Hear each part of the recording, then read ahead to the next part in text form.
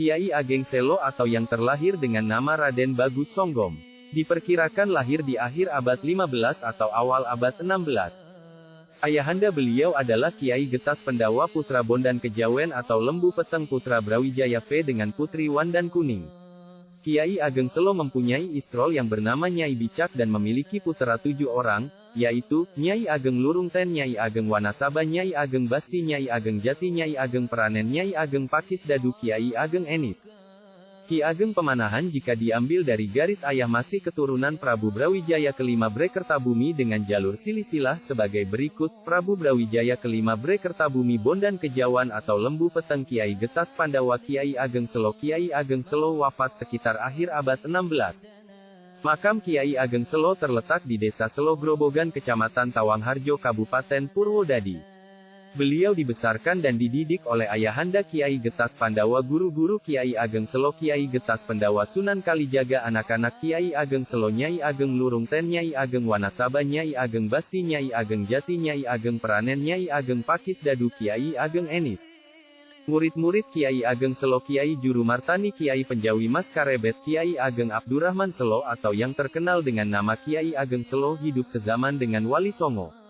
Kiai Ageng Selo juga dikenal dengan nama Kiai Ganjur.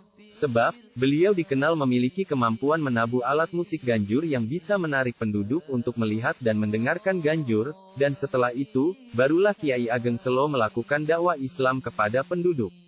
Makam Kiai Ageng Selo terletak di Desa Selo Kecamatan Tawangharjo Kabupaten Purwodadi.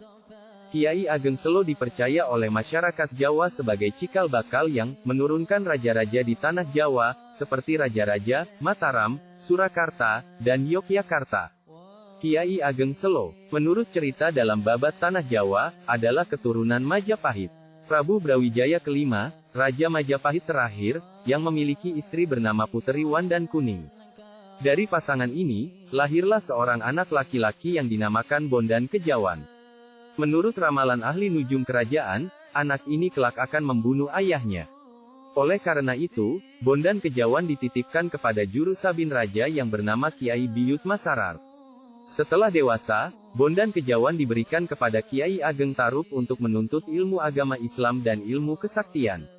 Oleh Kiai Ageng Tarup, namanya diubah menjadi Lembu Peteng. Raden Bondan Kejawen atau Lembu Peteng dinikahkan dengan Dewi Nawangsi, puteri Kiai Ageng Tarup dari istrinya yang bernama Nawang Wulan. Tidak lama kemudian, Kiai Ageng Tarup atau dipanggil juga Kidang Telangkas meninggal dunia. Maka, Lembu Peteng menggantikan kedudukan mertuanya dengan nama Kiai Ageng Tarup II. Dari perkawinan antara Lembu Peteng dengan Nawangsi, lahirlah seorang anak laki-laki yang diberi nama Kiai Getas Pendowo dan seorang puteri yang kemudian menikah dengan Kiai Ageng Ngerang. Sementara itu, Kiai Getas Pendowo berputera 7, di antaranya adalah Kiai Ageng Selo. Kiai Ageng Selo memiliki nama kecil Raden Bagus Songgom. Beliau hidup di masa kerajaan Demak. Tepatnya pada masa kekuasaan Sultan Trenggana, awal abad ke-16. Kiai Ageng Selo pernah ditolak menjadi anggota pasukan khusus pengawal Sultan Demak. Karena dalam ujian mengalahkan Banteng, beliau memalingkan kepalanya. Ketika akibat pukulannya, darah yang menyembur dari kepala Banteng, mengenai matanya.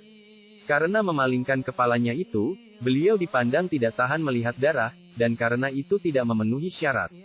Penolakan itu membuat Kiai Ageng Selo kecewa. Bila cita-cita ini tidak dapat tercapai olehnya sendiri, maka beliau mengharapkan keturunannya nanti menjadi seorang pemimpin yang pemberani. Kiai Ageng Selo bertempat tinggal di sebuah desa di sebelah timur Tawangharjo, Kabupaten Grobogan. Beliau hidup berprofesi sebagai petani yang gemar memperdalam ilmu agama dan tumbuh sebagai seorang yang religius. Di kemudian hari ia benar-benar menjadi orang yang berpengaruh. Desa tempatnya tinggal bernama Desa Selo. Nama Selo berkaitan dengan keberadaan bukit gunung berapi, dan merupakan sumber banyak garam dan api abadi yang terdapat dari wilayah Grobogan. Di desa tersebut juga Kiai Ageng Selo meninggal dan dimakamkan. Kiai Ageng Selo dikenal sebagai sang penakluk petir. Kisah tersebut bermula saat Kiai Ageng Selo membuka ladang. Hari itu sangat mendung, pertanda hari akan hujan. Tidak lama memang benar-benar hujan lebat turun, kemudian tiba-tiba langit menjadi mendung dan mulai turun hujan. Seketika itu datang petir dan kilat yang menyambar-nyambar, sehingga mengganggu kegiatan pertaniannya. Terganggu dengan hal tersebut, Halilintar atau beledek menyambar persawahan, membuat warga desa yang di sawah pontang-panting menyelamatkan diri. Tetapi Kiai Ageng Selo tetap mencangkul sawah. Tiba-tiba dari langit muncul petir menyambar Kiai Ageng. Tak lama kemudian petir tersebut berubah menjadi naga dan berubah wujud berkali-kali menjadi makhluk mengerikan. Kiai Ageng Selo yang merasa kesal karena dirinya diganggu oleh makhluk tersebut akhirnya menantang petir yang berusaha mengganggunya untuk menampakkan wujudnya, maka terjadi perkelahian antara keduanya diiringi petir yang menggelegar. Pada akhirnya, Kiai Ageng Selo berhasil mengalahkan makhluk tersebut. Petir itu konon berwujud seorang kakek-kakek. Beliau segera menangkap petir itu, "Wahai kilat, berhentilah mengganggu penduduk sekitar," kata Kiai Ageng Selo kepada petir yang berada di tangannya. "Baiklah. Aku tidak akan mengganggu penduduk lagi, juga beserta anak cucumu," jawab petir. Oleh Kiai Ageng Selo, petir itu kemudian diikat di pohon gandrik.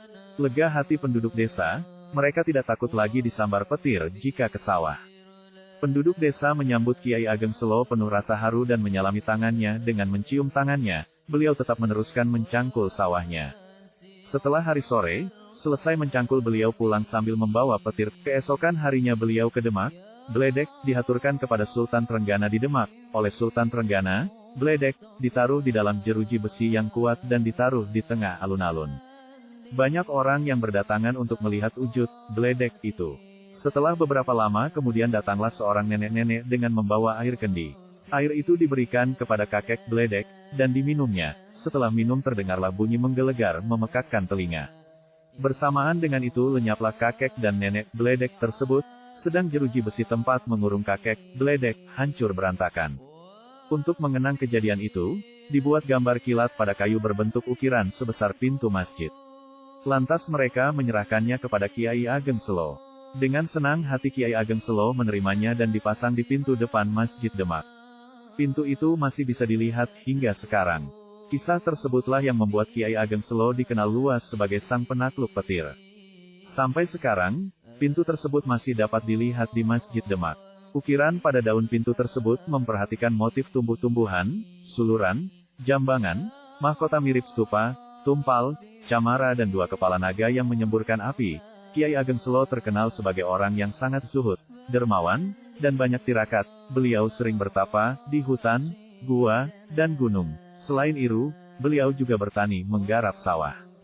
Hasil sawahnya dibagi-bagikan kepada tetangganya yang membutuhkan agar hidup mereka berkecukupan. Kiai Ageng Selo juga mendirikan madrasah untuk mendidik masyarakat agar paham dan otak terhadap ajaran Islam. Muridnya banyak berdatangan dari berbagai daerah. Salah satu muridnya adalah Mas Karebet yang kelak menjadi Sultan Pajang, Sultan Hadiwijaya. Kiai Ageng Selo mempunyai istrol yang bernama Nyai Bicak dan memiliki putra 7 orang, yaitu, 1 Nyai Ageng Lurung Ten, 2. Nyai Ageng Wanasaba, 3. Nyai Ageng Basti, 4. Nyai Ageng Jati, 5. Nyai Ageng Pranen, 6. Nyai Ageng Pakis Dadu, dan 7, bungsunya laki-laki bernama Kiai Ageng Enis.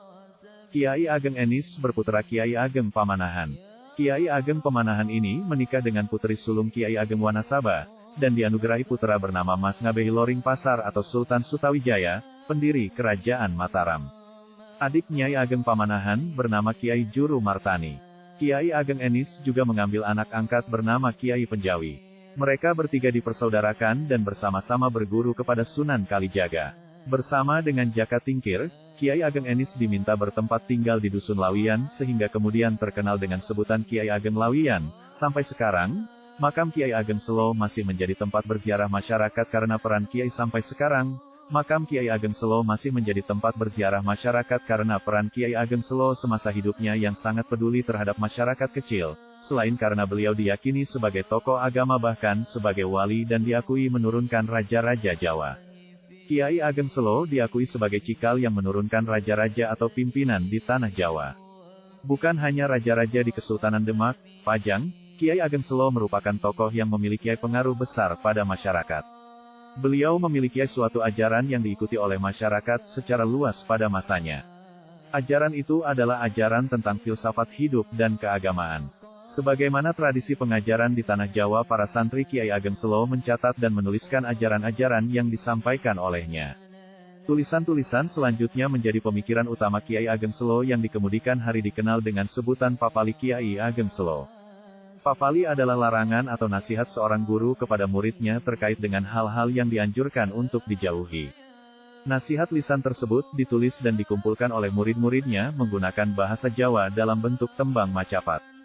Papali Kiai Ageng Selo tersebut mengajarkan tentang kesusilaan, kebatinan, dan keagamaan. Dalam merumuskan ajarannya, Kiai Ageng Selo menggunakan pendekatan filsafat Jawa seperti yang pernah diterapkan oleh para wali sebelumnya. Banyak kearifan lokal yang sampai sekarang masih dianut oleh warga masyarakat Desa Selo Kecamatan Tawang Harjo, Grobogan. Kearifan lokal TSB baik dari segi budaya maupun erat kaitannya DGN lingkungan. Dari segi budaya dan sosial misalnya, warga masyarakat Selo masih mempertahankan tradisi dari petua-petua Kiai Ageng Selo yang masih berlaku hingga saat ini. Oleh karena itu ajarannya masih dipegang teguh menjadi kearifan lokal masyarakat Grobogan khususnya. Ajaran tersebut kini terkenal DGN nama sebutan, Papali Kiai Ageng Selo. Epali Kiai Ageng Selo akan dijelaskan SBG berikut. Papali Kiai Ageng Selo ini dituturkan oleh sesepuh di Desa Selo yaitu Kiai Pariwara mengatakan, hendaknya pesan ini dihargai karena akan membawa berkah bagi yang melaksanakan. Dan juga akan membuat selamat serta segar bugar. Kalau istilah zaman sekarang, sehat sejahtera, jauh dari segala kesulitan. Ehta kulup den kapareng ngarsi, kauruhanmu nora endah-endah, ngelmu kang sun imanaken, amung piulangipun, eyang Kiai Ageng Selo linuwi. Nyatane wus anyata, cihnane linuhung, kang mangkoni tanah Jawa, datan liat tedake jeng Kiai Selo, lah iki piyaksakna. Papali iki ajinen amberkahi, tur salamet seger kawarasan, papali iki mangkene, aja agawe angkuh, aja ladak, aja ajail, aja mana suraka, lan aja kalimut, lan aja guru aleman. Aja jail wong jail pan gelis mati, aja amanah ngiwa, aja saenden wedi ing isin. Ya wong urip ayo ngagungken awak, wong urip pinet baguse, aja lali abagus. Bagus iku dudu mas picis, pan dudu sasandangan, dudu rupa iku. Wong bagus pan ewu pisan, sapa pada wong urip pan pada asih, perak ati warnanya.